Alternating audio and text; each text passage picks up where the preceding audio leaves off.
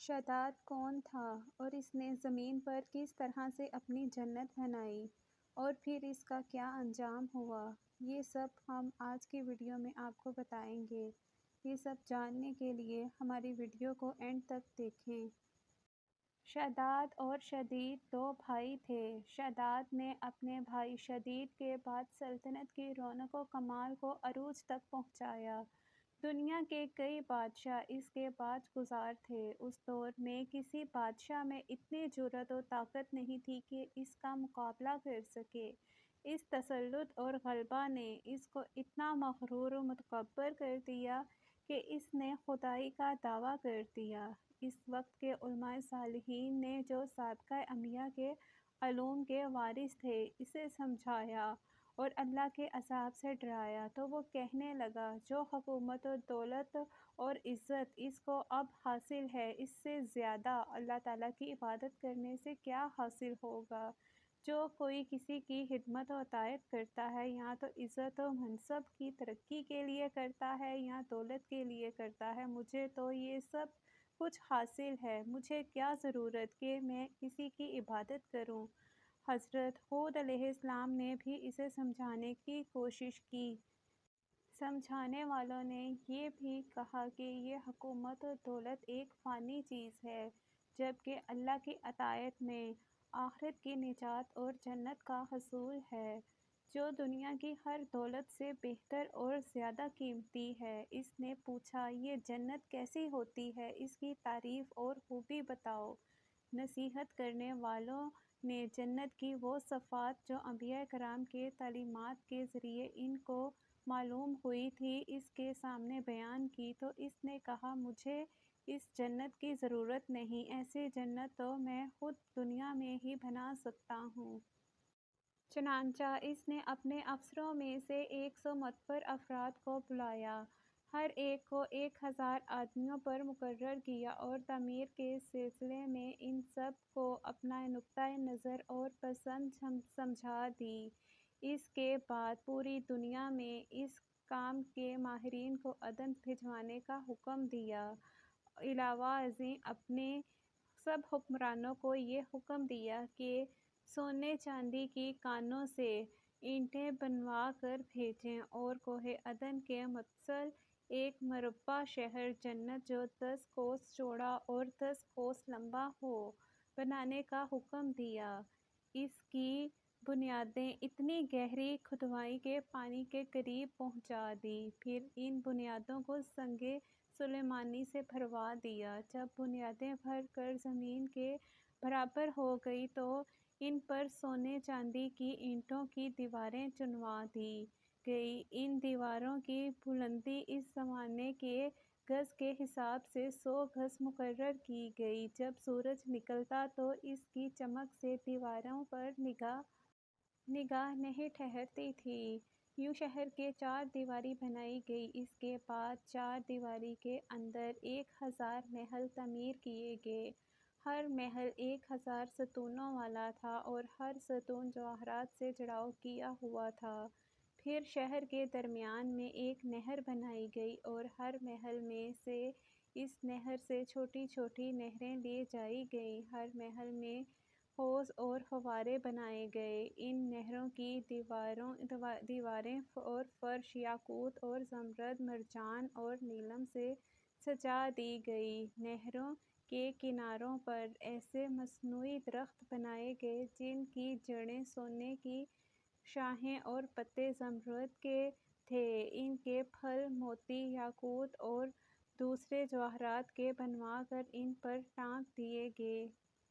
شہر کی دکانوں اور دیواروں کو مشک و زعفران اور امر و گلاب سے خوشبودار کیا گیا۔ یاقوت اور جواہرات کے خوبصورت پرندے چاندی کی اینٹوں پر بنوائے گئے جن پر پہرے دار اپنی اپنی باری پر آ کر پہرے کے لیے بیٹھتے تھے۔ جب تعمیر مکمل ہو گئی تو حکم دیا کہ سارے شہر میں ریشم کے قالین بچھا دیے جائیں۔ پھر نہروں میں سے کسی کے اندر میٹھا پانی، کسی میں شراب، کسی میں دودھ اور کسی میں شہد و شربت جاری کر دیا گیا۔ بازاروں اور دکانوں کو بہترین پردوں سے آراستہ کر دیا گیا۔ ہر پیشہ و ہنر کو حکم ہوا کہ اپنے اپنے کاموں میں مشغول ہو جائیں اور یہ کہ اس شہر کے تمام باسیوں کے لیے ہر وقت ہر نوع قسم کے پھل میوے پہنچا کریں۔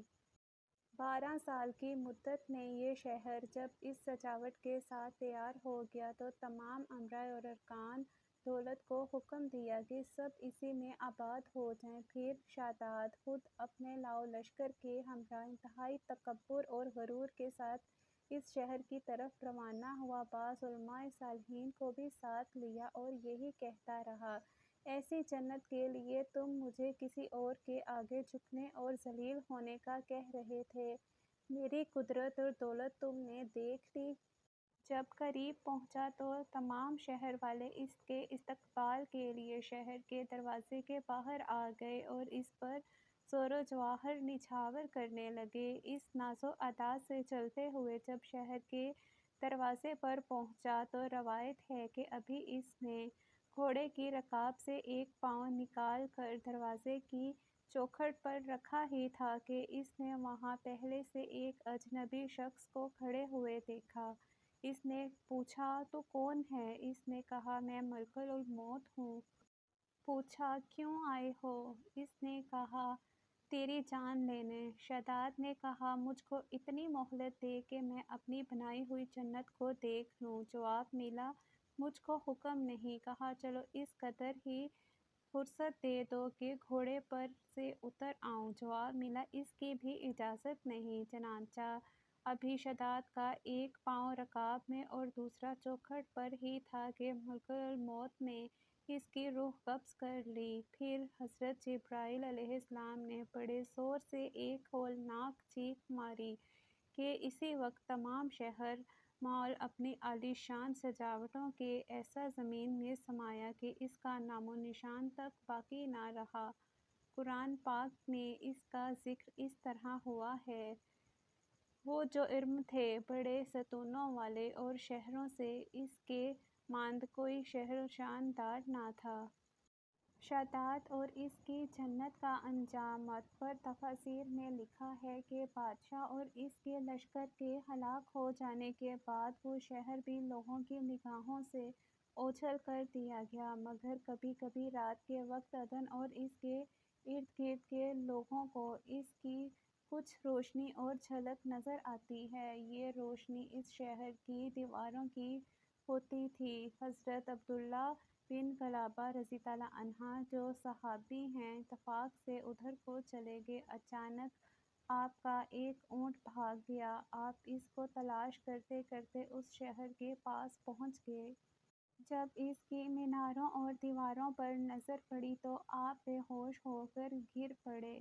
جب ہوش آیا تو سوچنے لگے کہ اس شہر کی صورتحال تو ویسی ہی نظر آتی ہے جیسی نبی کریم صلی اللہ علیہ وآلہ وسلم نے ہم سے شداد کی جنت کے بارے میں بیان فرمائی تھی۔ یہ میں خواب دیکھ رہا ہوں یا اس کا کوئی حقیقت سے بھی کوئی تعلق ہے؟